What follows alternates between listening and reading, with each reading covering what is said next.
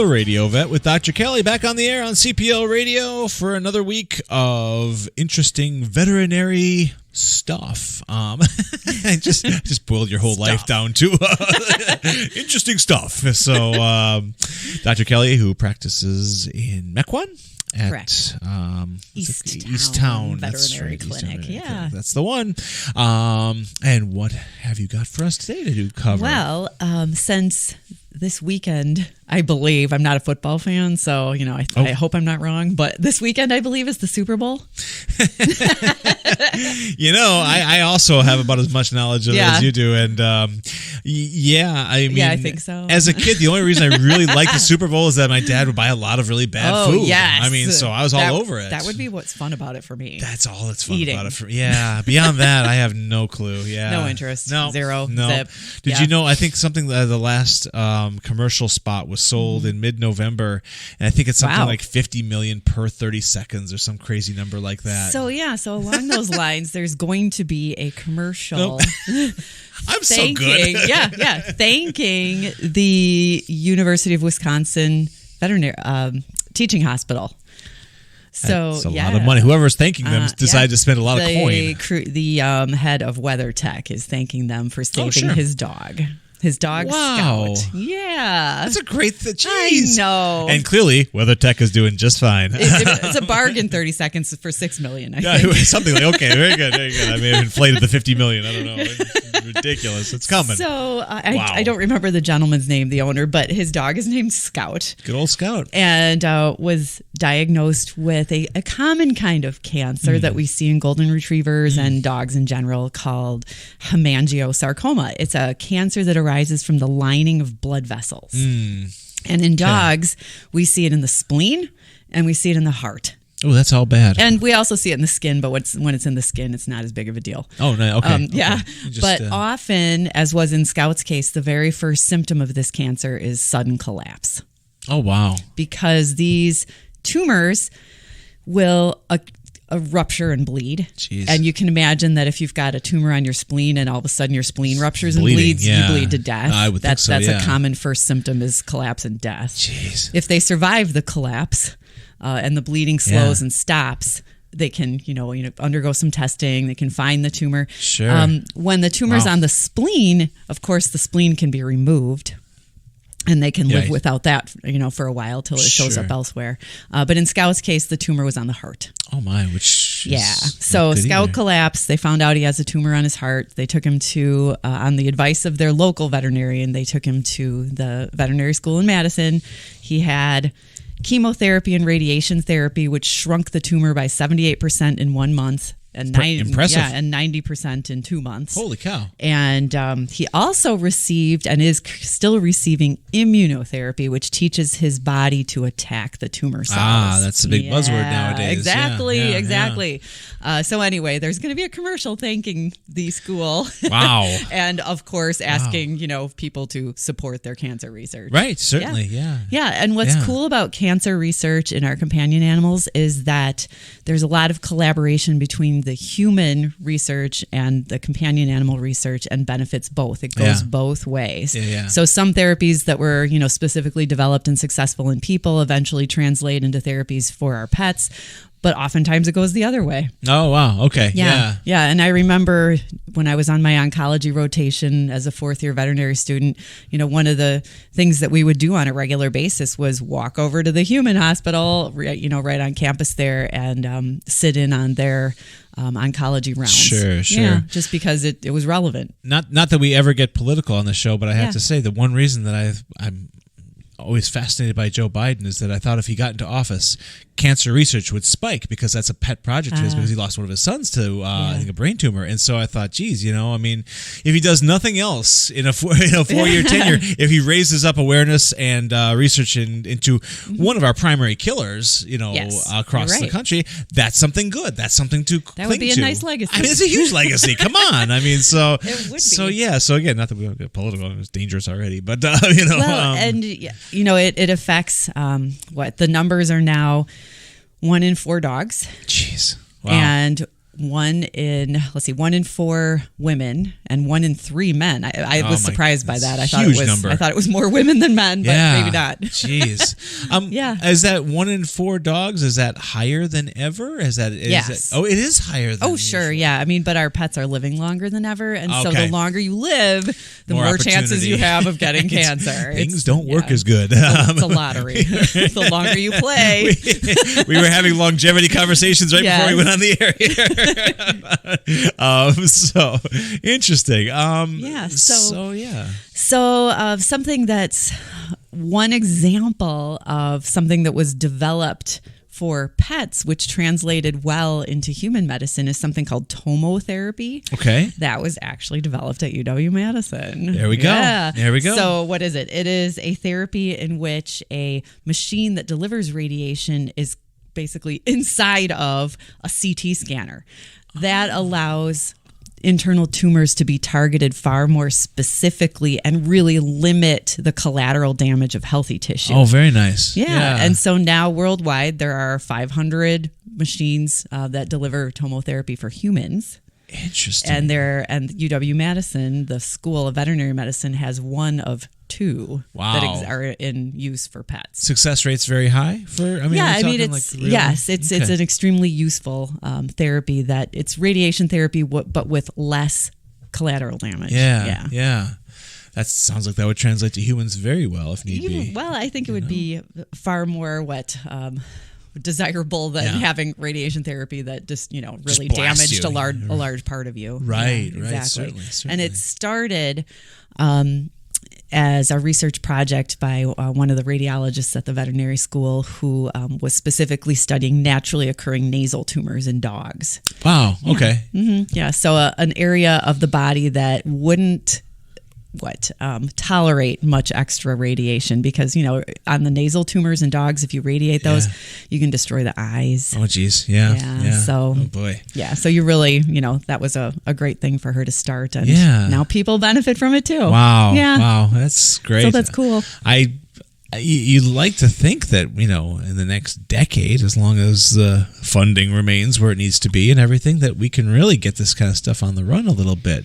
Mm-hmm. I don't think we'll stamp it out per se, but I mean, or even in my lifetime, but at least, And then, of course, mitigate the damage too, because our current cures are usually all very toxic and very problematic for people to get through, for us to get through the day. Yeah, exactly, yes. Precisely. So, are there people? Do we have veterinarian research areas that are specifically cancer related that just look at like canine cancers and feline? Okay, yeah. There's so many studies that are funded by great places like the Morris Animal Foundation, and a lot of the studies in companion. Morris from the old 9 Lives commercials. No. Oh. I thought they named him after. He's a big cat, he's Morris, a very. I believe his first name was Mark. Oh, Mark Morris. It wasn't a cat. He was huge in the 70s. My gosh, everyone loved You're Morris. You're right. 9 Lives. I think he's still on many of their cans, actually. I miss that song in the commercials. Yes. I really do. I miss that song. Absolutely. I'm not going to sing it either. No, I'll bring it on when we come back from commercial break, which we should do. We should go off to commercial. We'll come back in a little bit and talk more about glimmers of hope, hopefully. So there we are. We'll be back.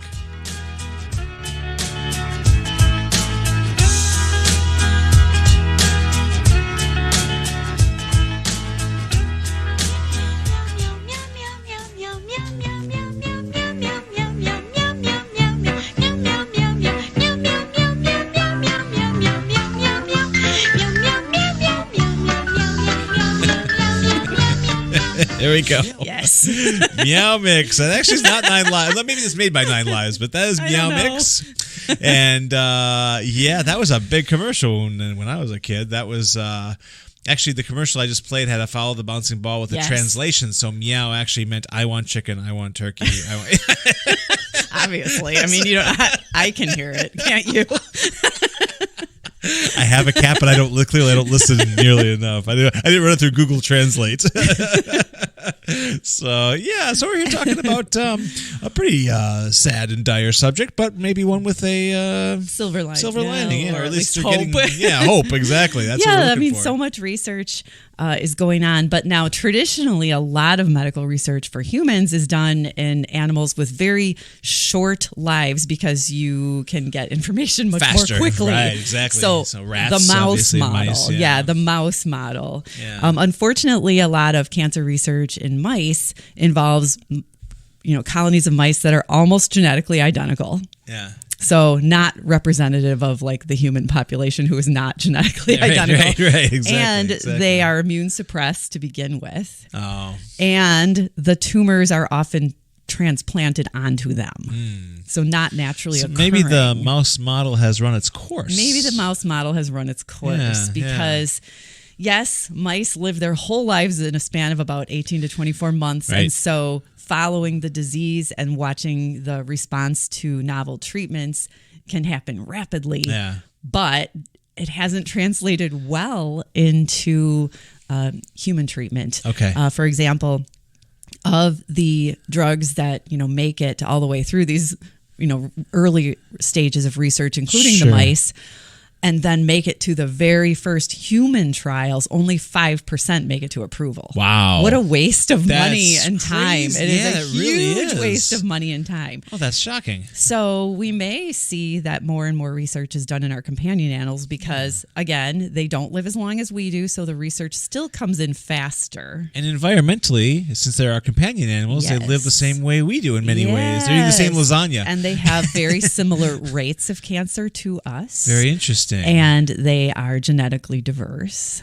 And their tumors behave very similarly to ours as far as their biologic behavior, their response to therapy, and how and when they metastasize. Interesting. So they are probably a far better model for our own benefit. Yeah. So that's kind of a win-win situation if we, get to do more trials or offer more trials in our owned companion animals that may, benefit not only the animal and the family who owns it, absolutely, but then eventually the humans in general as well. Absolutely. Yeah. So there are, some of those things going on, right here in our own backyard. UW-Madison, the vet school there is involved. The researchers there are involved in lots of trials. That's considered one of the finest vet schools in the country, isn't it? I mean, I think it is. Didn't want to get to pride issues here, but I mean... Really, UW-Madison in general is an extremely fine institution. Yeah, I mean, if you are on UW's campus, you can be sure that you are at any given moment in the presence of so many people who've won the Nobel Peace Prize in different categories. And it's just, my dad was, I didn't go there, but my dad was actually thrown out. Great. Did you ever see the movie Animal House with John Belushi? No. Oh, good. I feel like I have, but I may have lived it, right? Well, I think when I was watching that with my dad, he leaned over and said, "This is like a documentary for me." They were all put on like double secret probation and everything. Oh, okay. Apparently, the straw that broke the camel's back for him was that they were sledding down one of the many. It's a very hilly campus, and they were sledding down the campus using the lunch trays from the cafeteria. Hill, yes. That might be. Oh, well, at the time, so he was there when that. That's a normal thing to do there.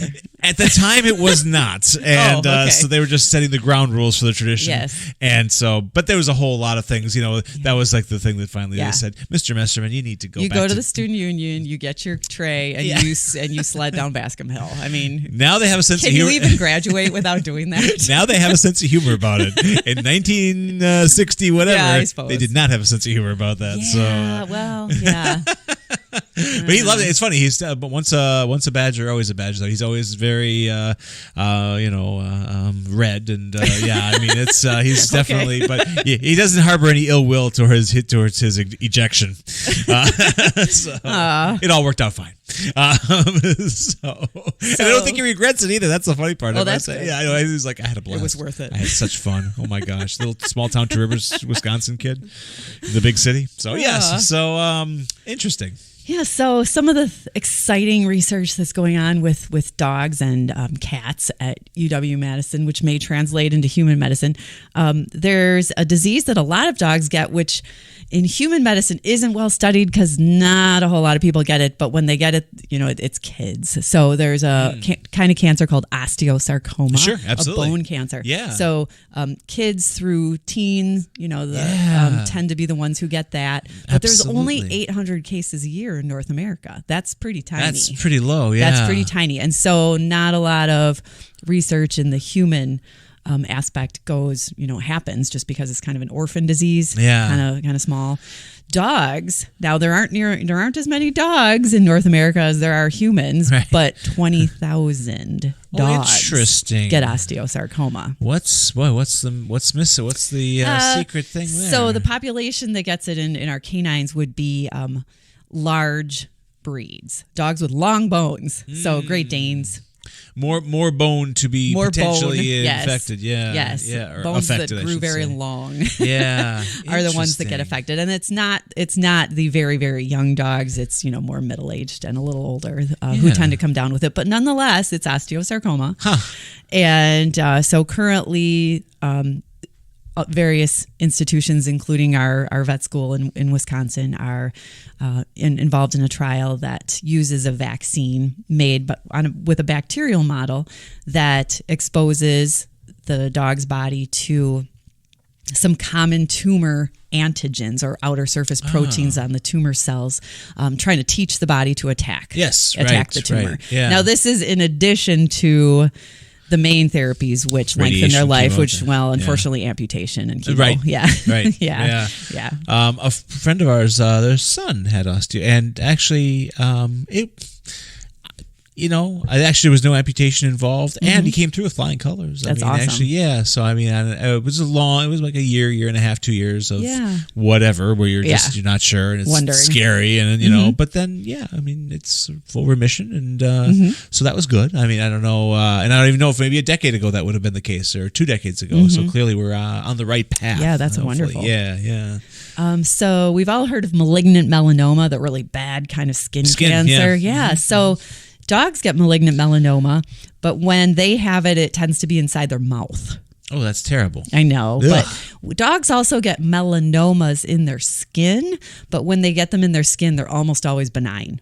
Okay. Yeah. Okay. But so they only get the they bad always get the weird. kind. Absolutely. Yeah. They only get the bad kind inside their mouth. That tends to be where it shows up. Wow. But nonetheless, dogs are being used to study therapies for humans, and one party who's funding that study is actually a veterans organization, because our military veterans coming back from the Middle East have a much higher rate of malignant melanoma from being in the intense sun in the Middle East. Yeah, exactly. Jeez. And so what they're doing at the vet school for dogs with oral malignant melanoma is injecting these tumors with a chemical that really stimulates the immune system and essentially turns the tumor itself into a vaccine against itself.